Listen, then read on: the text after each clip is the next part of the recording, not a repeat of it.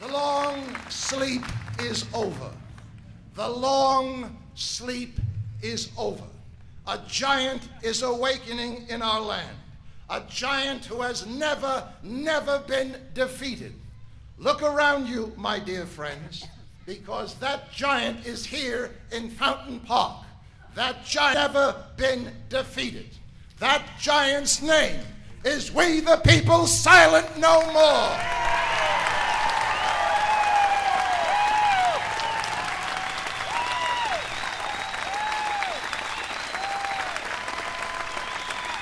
The tide is changing. The tide is changing. A few weeks ago, many of you felt what Americans have been feeling for the last year and a half. I'm losing my country. What can I do? How can I make a difference?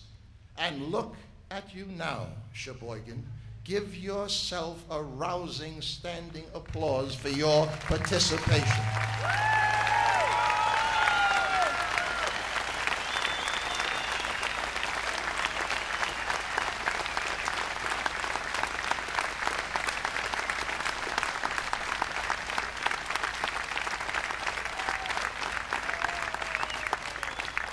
Tomorrow's headlines will not say this, but in all truth, your headlines should say this.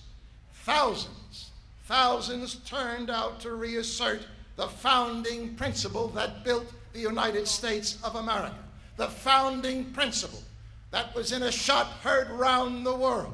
The founding principle that has given every nation that seeks hope, that seeks redemption, has given it all of those things. A founding principle many of your fellow Americans have forgotten, but you have not forgotten, Sheboygan. And that principle is this: when the people fear the government, there is tyranny. But when the government fears the people, there is liberty.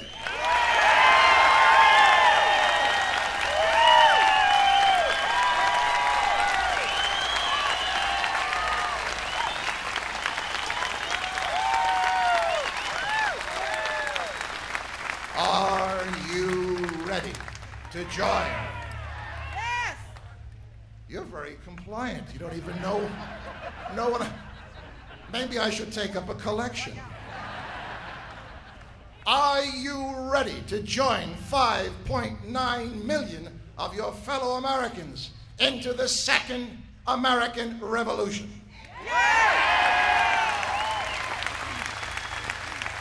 But first, dear hearts, let me hear your yes or no response to these questions. Do you believe when a government does for you, or anyone does for you, what you should be doing for yourself, you lose your freedom? Yes! I didn't hear you. Yes! 278 years in the grave does strange things to your hearing.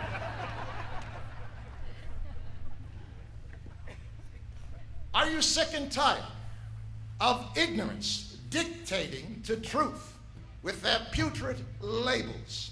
If you're against gay marriage, you're a homophobe. If you're against the president's programs, you're a racist. If you're against illegal aliens making a mockery of our rule of law, then you are an immigrant-bashing, white white bigot, flag-waving crazy. Are you sick and tired of this putrid labeling? Yeah! Do you believe it is time to raise the national debate above politics, above policies, and to hold your officials accountable to principles? Yeah!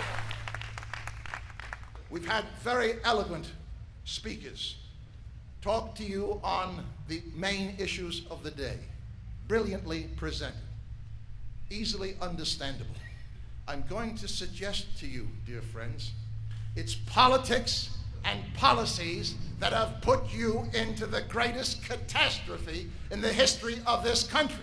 You cannot and should not unite around politics, but you must unite around principles. Raise the national debate to one of principles. Under what principle of common sense, Mr. or Miss Representatives, are you voting for a government takeover of our health care? We know the politics. We know the policies.